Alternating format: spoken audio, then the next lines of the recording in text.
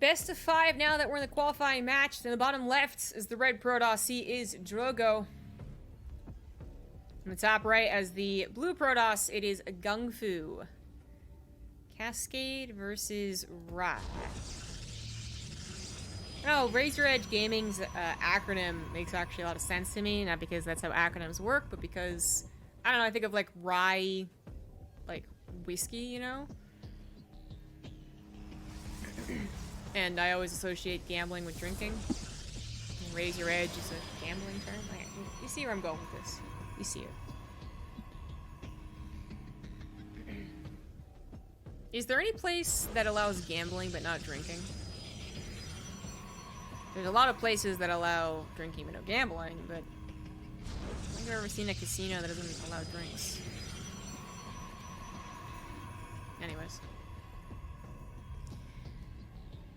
Once more, PvP. It does sound like the rest of the qualifying matches are happening at the same time, kind of just coincidentally lined up that way, so this will be the final series, unless it goes blazing fast, and then we can catch maybe a game 3 or 4.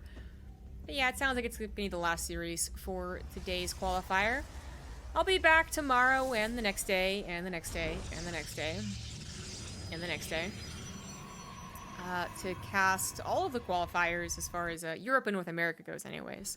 There's also a Chinese qualifier that happened earlier this morning. I think there's a Latin America qualifier that's happening after this.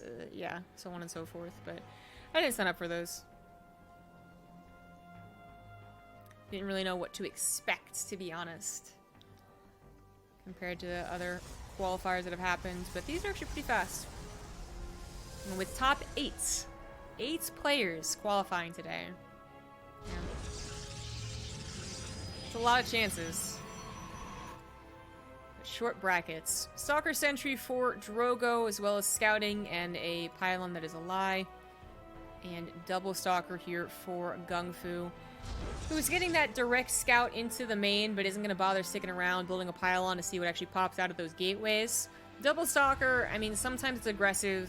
Often nowadays, it's more like I'm going to go ahead and have the ability to scout if you are doing something cheeky. And GungFu did, after all, scout that his opponent didn't have a second Pylon in base. So it just makes sense for him to be a little bit scared, but he should know that he doesn't have to be super, super serious. It's very possible, very likely this Pylon doesn't have anything attached to it. So up to the double Sentry.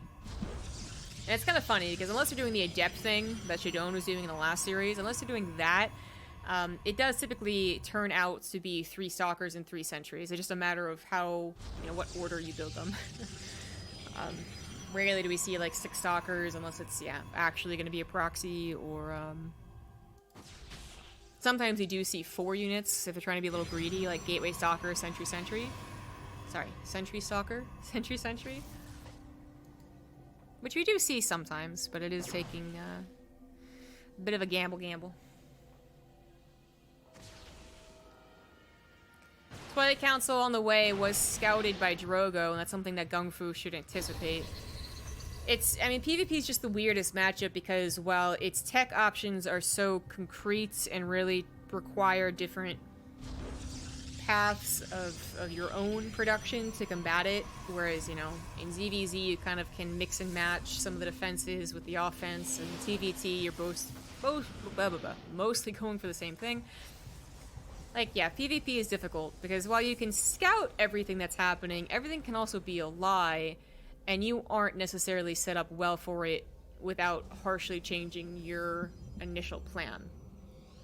So, yeah, you see a Twilight Council, but you're going to want another check, and another check, and another check.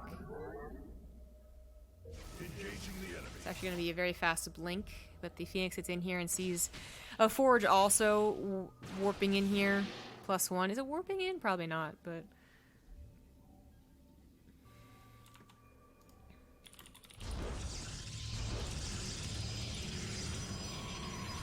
So seeing the Forge, I think that would identify Blink as what's researching as a Twilight Council. Just like spitballing as to what it could be, right? It could be really, really fast charge, but if they're doing that, then they'll probably also be adding on a pretty quick Templar Archives with or without a Forge. If it's Resident Glaives, they'd have, I think that's their 3rd gas type of build, not 2 in the natural. As well as, I don't know if he actually is ever going to get +1.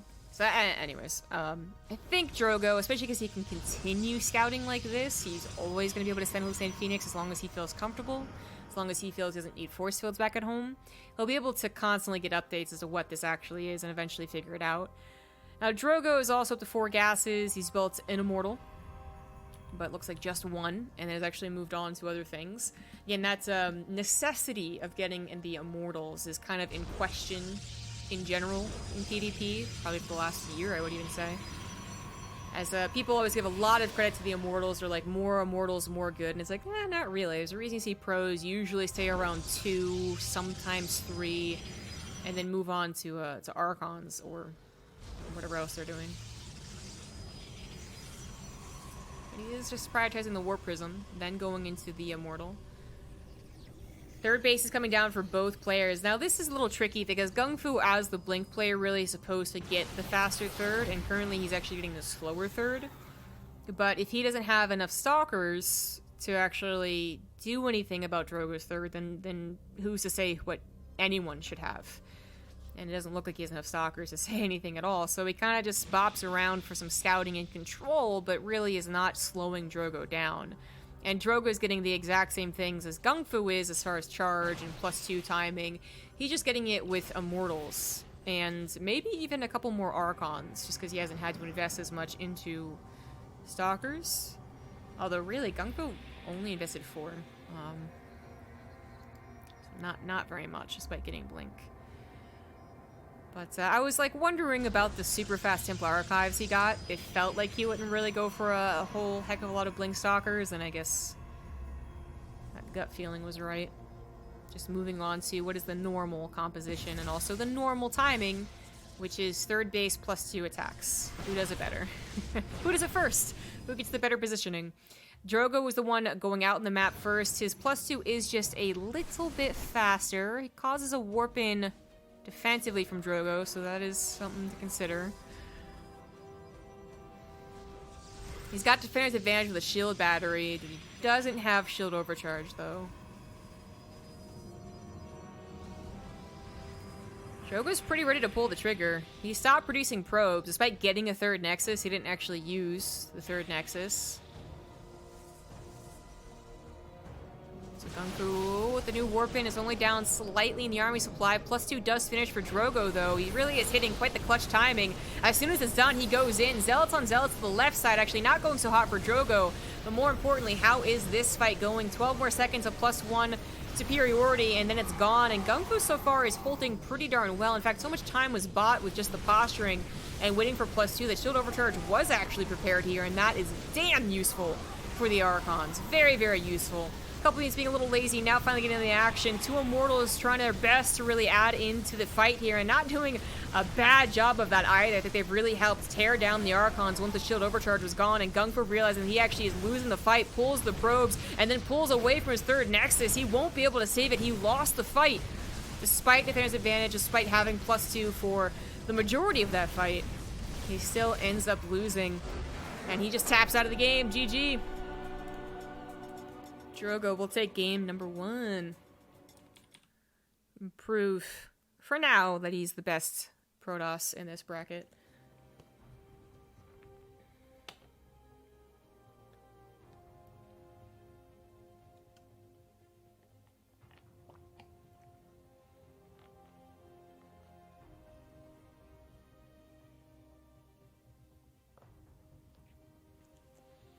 Technically, would any dry county in America count? But all dry counties don't have casinos, is the thing.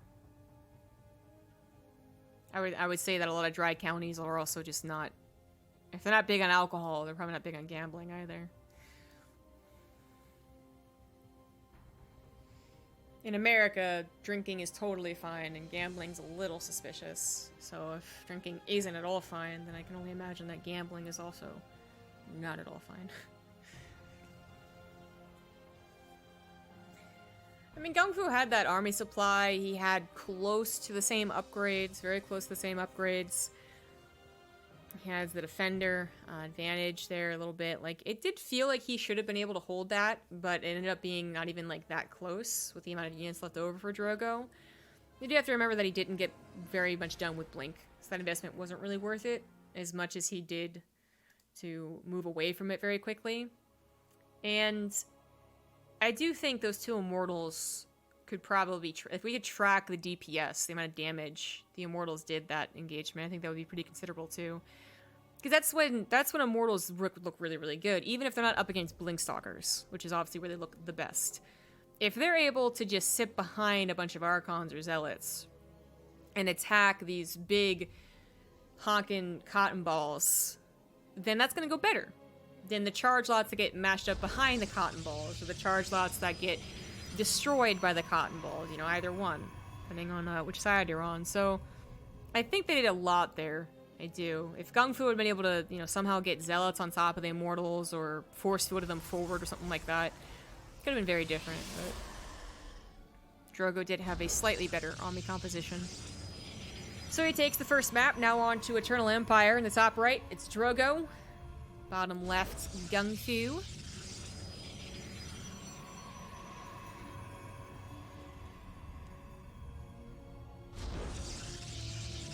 GungFu took down one French Protoss and wants to take down a second one, but Drogo's like, none! It's French for no. Some of you are probably like, what? Shidon was also French. That's the joke.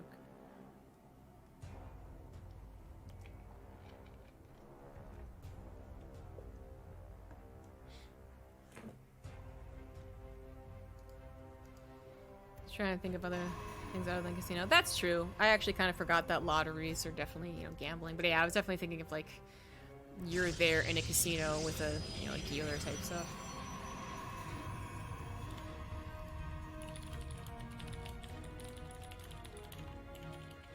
Alright, so GungFu actually using his pylon. Well, coincidentally, so is Drogo. Love when this happens. Stargate for this one, Robo for this one, is what I'm gonna guess. Damn! Yeah! Perfect. Called it. Anytime everyone's like, I don't think ZombieGrub knows PvP, someone clip this and label it ZombieGrub knows PvP 100%. Alright? I need to be able to reference it next time someone says I don't know my stuff, okay? Nah, it was just purely based off the positioning of what was going down there. I mean, a lot of the times proxies are not necessarily because they're in proxy, it's because they're just hidden, right? It's the best place, the last place your opponent would look, so there's definitely a lot of credit to that. This could have been a Stargate, just, you know, trying not to be scouted. This could have been a Twilight Council. Also adding a Dark Shrine, but when you guessed correctly, you look pretty smart.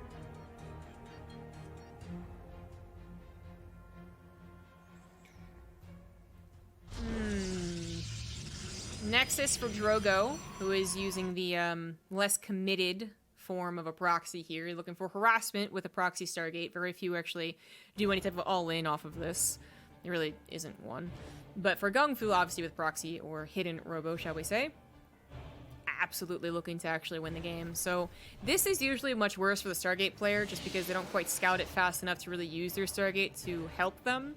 Like, an Oracle killing probes is nice if it kills probes, but sometimes it doesn't. Shield Batter's gonna be here. Then a second Oracle comes in, well, that's just another 150, right? That you invested that isn't helping you defensively. Shield Batter actually ended up being just a couple of seconds late, so 5 probes do instantly go down. Oh, pulling away from the Shield Battery was the right call. Oh my god. Well, forget what I said about how Stargates usually don't... Proxy Stargates, rather, don't do well against this.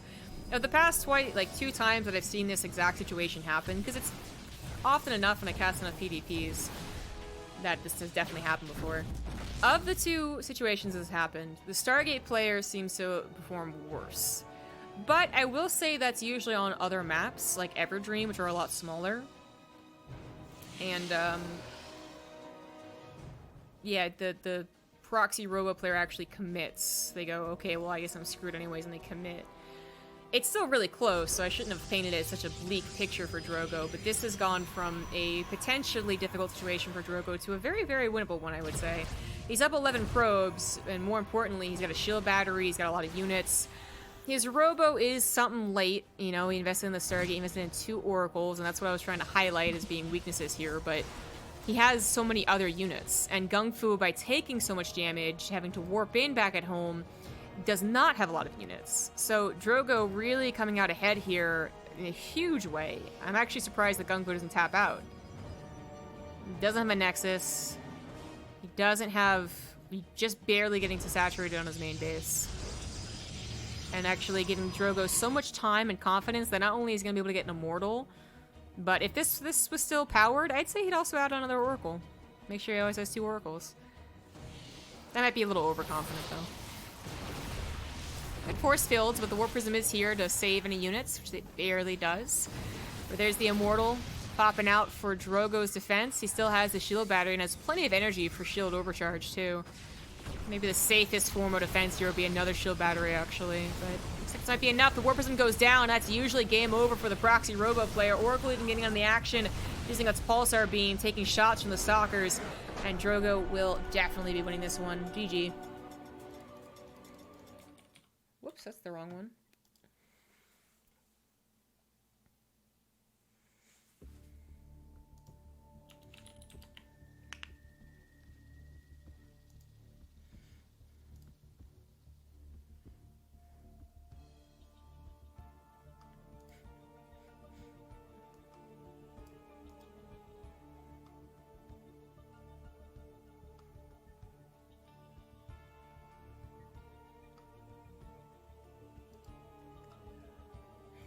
Yesterday's qualifiers were like all 3 zeros as well. The ones I cast.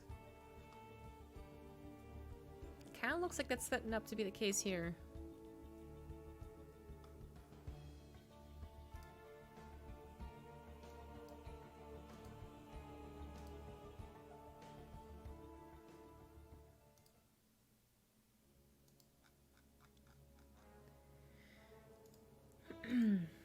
Ice and Plume.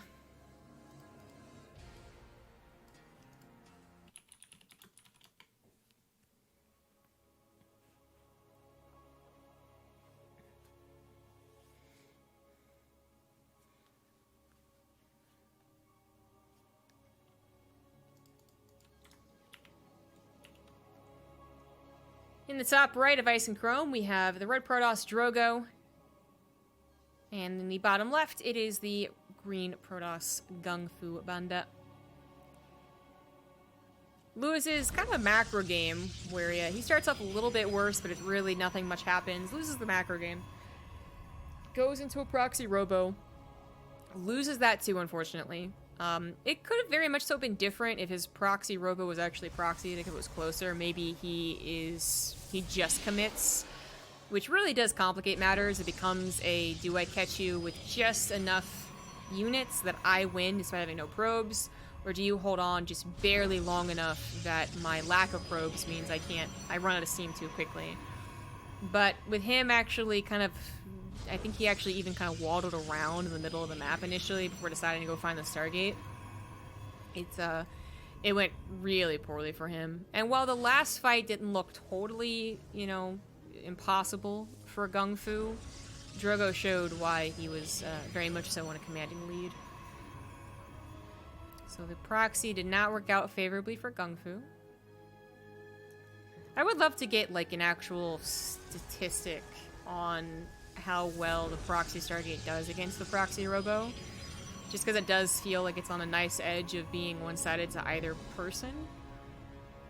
I feel like when I first saw the situation happen months ago, I was like, well, maybe the Oracle wins out, because it hits faster.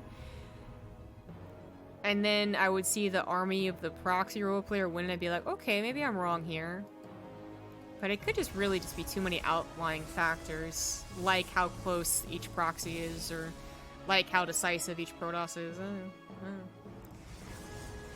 It's a funny one, and it happens often enough. Both going for Stalker Sentry openers. Very intrusive with each other's probes. Trying to block out probe mining. This guy's little laser beam is like so much more impactful than Drogo's laser beams. How does he not mine faster? This was just to see a sentry pop out, which I think it was successful in doing. Sentry actually tried to hide, so I'm not 100% sure it was successful. I don't know, a building doesn't see very much. Well, regardless. Drogo's gonna go for his own Nexus to GungFu's Nexus and hold off on producing units. Actually, it looks like he's gonna go to Sentry. I mean, it's kind of... I mean, it's greedy to go for that Robo. The Robo doesn't actually produce anything until it's done, and then it has to wait to produce something. That's a long time not to have additional units. So if GungFu were actually even proxying his pylon for slow warp-ins for some type of shenanigans, like, Drogo would be in a lot of trouble. And yeah, he's gonna go into double sentry afterwards, because he just feels very safe. It's... a lot of times, like, you know, it's... You can absolutely misread a situation based off partial information, especially in this PvP. And be like, oh, you know, haha, that happens, it's PvP, it's stupid. But in this case, Drogo's 100% correct. The Hallucinate Phoenix confirms everything that he either did see or guessed. And he is going to get away with not producing 2 extra units he doesn't really need. Those 2 extra Stalkers that usually are included here don't really help out very much. Goes right into Immortal production, and then right into a Forge. So this is actually the most streamlined macro Protoss opener that you could really ever hope to go for, because he also doesn't add on any shield batteries. So, is it greedy? Yes. Will you lose games because of doing something like this? Probably. But Drogo, I mean, he's a smart cookie. He knows what he's looking at. He's taking the chances that make the most sense here. Obviously, he's on team Raise Your Edge, so he should be able to quickly look at statistics? Question mark? I don't know. Chances, right? That's what poker players do. Anyways. Anyone else, poker is basically Starcraft, and vice versa. The Forge actually came down faster for GungFu, to give some credit to his decision making. He was a little bit slower to the probe production, just a tiniest little bit. 2 probes behind. With the shield battery having been made unnecessarily, and 2 extra Stalkers made a tad unnecessarily, but that +1 is like his only advantage. Otherwise, Drogo's already up to Templar Archives, already adding on charge, already has a second Immortal, and can go into a Warp Prism. He could even go into some Warp Prism harassment if he truly feels confident. They are just both continuing to send Hallucinate Phoenix out. Amazing game. When you look at all the decisions that they had to make, and consider what could have happened. When you're playing a game like this, it does not feel amazing. You sit there and go, oh, it's really cool. You're doing the same thing as I am. Whoa. But as long as you're winning, right? There's a couple of spots that I could see these Immortal doing well. Obviously, free pick off here, but I'm looking more towards here. Hell, even getting a gateway that's just being plopped down can happen with 2 Immortals. +2 is instantly started for GungFu, but he is going to be behind on that charge, so I'm not sure he's going to hit the exact timing he's hoping for, especially if these Immortals actually buy any time. They go straight for the probes, actually, which is fair, and then still grab a pylon on their way out. Always nice. Maybe grab a sentry as well. GungFu tried to micro it back, but got blocked out by his own units. Even grabs another Stalker. He's actually feeling very confident. He's letting his Immortals take damage, take whole damage, but he thinks that it's worth it to grab as many units as he is. Almost grabs a second sentry, but not quite. Warp Prism in the main base of Drogo has some revenge. That's only 1 pylon powering 4 structures. Immortal shields are popped, however. Only 1 Stalker to push back the Warp Prism. GungFu pulls back, I guess, more severely than I thought he would. I thought he might just pull back to the low ground and continue bopping away at the gateways. She pulls back entirely. Drogo is just morphing a couple of Archons that can now help with the anti-air, with the Immortals, and all he has to really do is make sure that his opponent is not attacking him. Ditto for GungFu.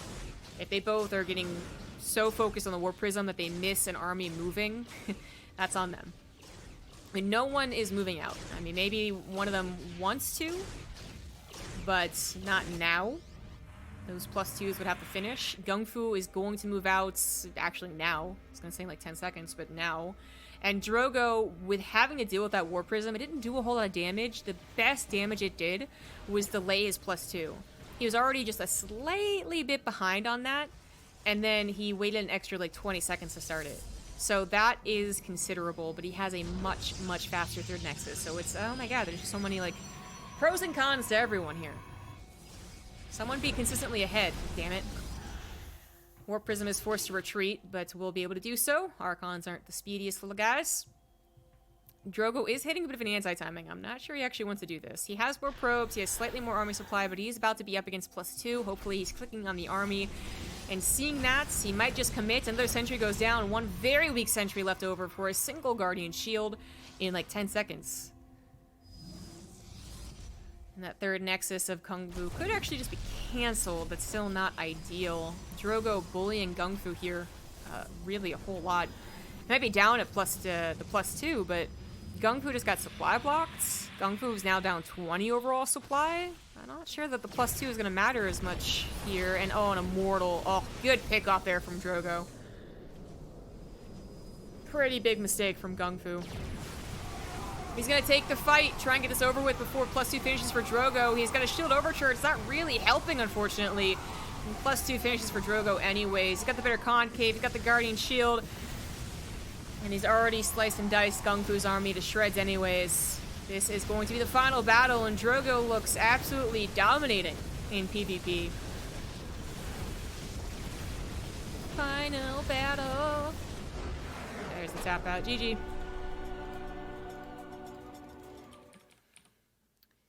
Drogo was in control. Well PvP'd 3-0 to qualify.